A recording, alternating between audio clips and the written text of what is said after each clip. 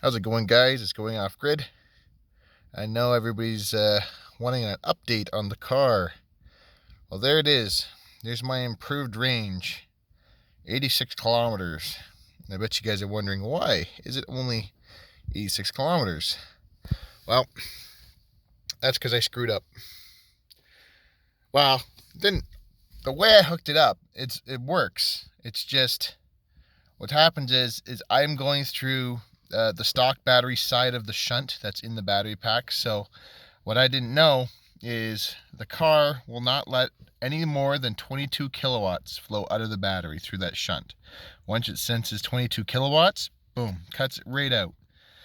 And the person that brought this up to me, I was asking him on YouTube, was Power Electronics blog. He's got a Nissan Leaf that he added batteries to, and he did it the smart way, or in my case, I think it's the harder way, but in his case, it's definitely the easier way because he knows what he's doing. He went through just the power wires that lead up to the main battery, so you didn't have to drop it, and then he used contactors, and he knows how to use the CAN bus of the car, which I do not. So that's why I did the way I did it. But what I should have done was look, where I connected my main leads, there's a contactor right here, and then I believe the next one's a shunt, and then another contactor. I need to take that contactor apart, and I need to connect on the opposite side of that shunt. So that's what I'm going to be doing tomorrow.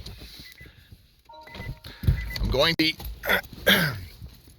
lifting the car up again. You guys will get another video. Doing everything all over again. I should be able to do it in about 1/4 of the time, because all the seized bolts and all that stuff will no longer be seized. I replaced all the rest, like some of the bolts on the car were so rusty there was no head, so I had to jam a smaller size socket on. Luckily they came out, but I replaced all the bolts, so they're all new bolts on the undercarriage, so that'll come out real easy. I should be able to get it done, probably battery off and back on, I would say in about 3 hours. Versus before, I think it took me pretty much all day, maybe less than 3 hours even. So what's happening is the car made it from 396 volts, which is full charge, down to 370 volts, which is still has tons of power for the pack below and these cells. So I'm just not able to use any capacity. I'm only able to use 22 kilowatt hours out of everything I have, which I should have because these are pretty much brand new. This is rated at 28 kilowatt hours.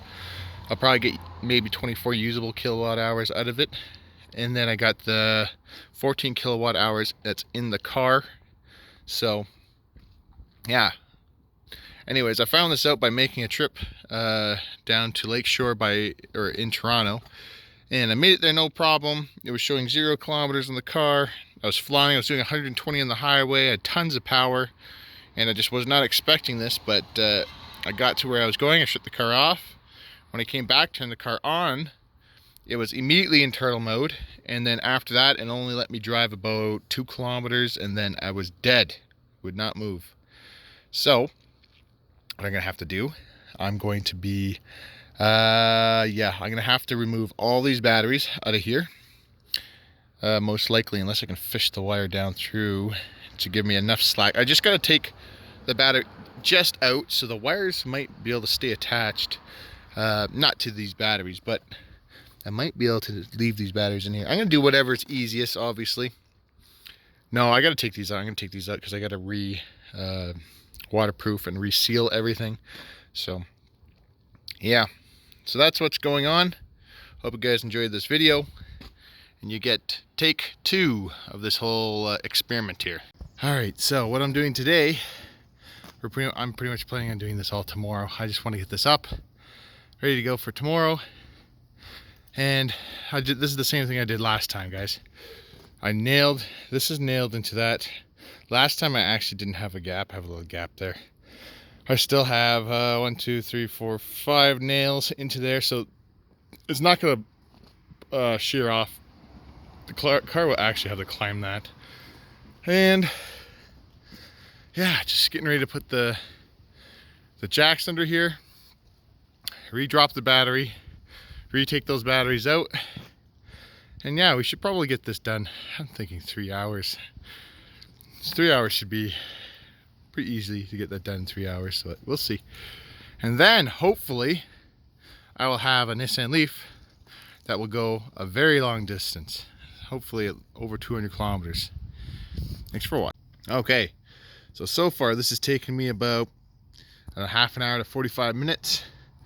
I'm ready to drop the battery, other than just unhook. All I gotta do is unhook the main power and I guess BMS or sense cables beside it, and all I gotta do is take off the main bolts and this thing's ready to drop already. So now that I know everything I got to do, got the forklift here in the right spot, ready to go. Literally just gotta boom it straight out, and then I'm ready to go. Anyways, thanks for watching. Hope you guys enjoyed the video, and hopefully I get it right this time. So yeah, don't copy the last one I did.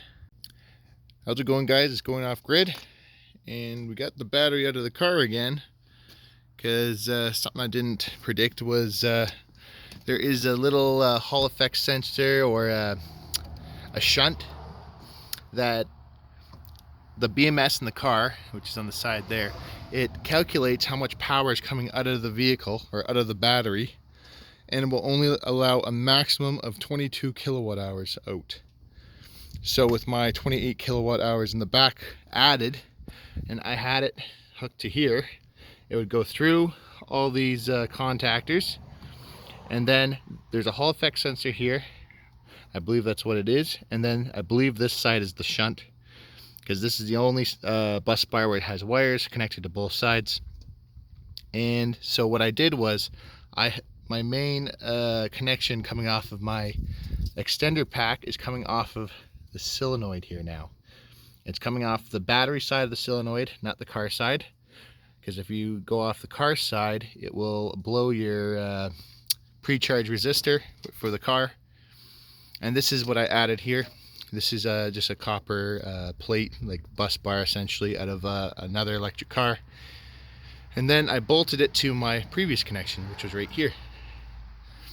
And hopefully everything's gonna work now, and I won't have to do this again. So I've been troubleshooting, and I keep getting these high voltage codes, and I've been racking my brain for the last 2 days, or more like day and a half, 36 hours. And I just decided to look the other way, and oh my goodness, I am so relieved. I hope this is the only issue. I guess when I was wiggling this off on this side, that side just fell off. I don't know.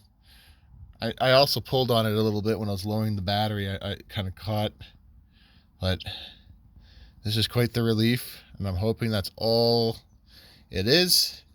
I'm gonna hook that up and give it a try. Well, guys, mission completed.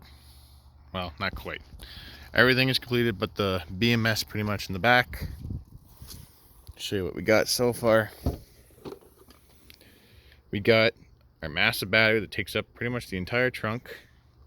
I don't mind sacrificing the trunk, because this is gonna be sort of a commuter slash grocery getter, and when we have the kids in here, it'll be hard to do it with the groceries. But first I want to build a nice case around here so that this is a bit safer. First test went great. We drove all over creation. We got tons and tons of power left to do that trip again like 3 times. I'll show you what we got. Now this meter is still out. Let's see here. Okay. Oh, and this is with heat on the whole time and all that good stuff. Shut that off. Yeah, it looks low, but it's not. The battery voltage on the car is still very high. It's counting down what it's used to counting down. I have to recharge and reset, and then every time we do this, it should go up and up and up, and for a little bit anyways. It'll obviously hit a max where it's going to go up, and it's always going to be inaccurate. I just use Leaf Spy to see what I really have. Oh, I got a code. What's going on here? Can I go into reverse? Yeah, I can. What's going on here?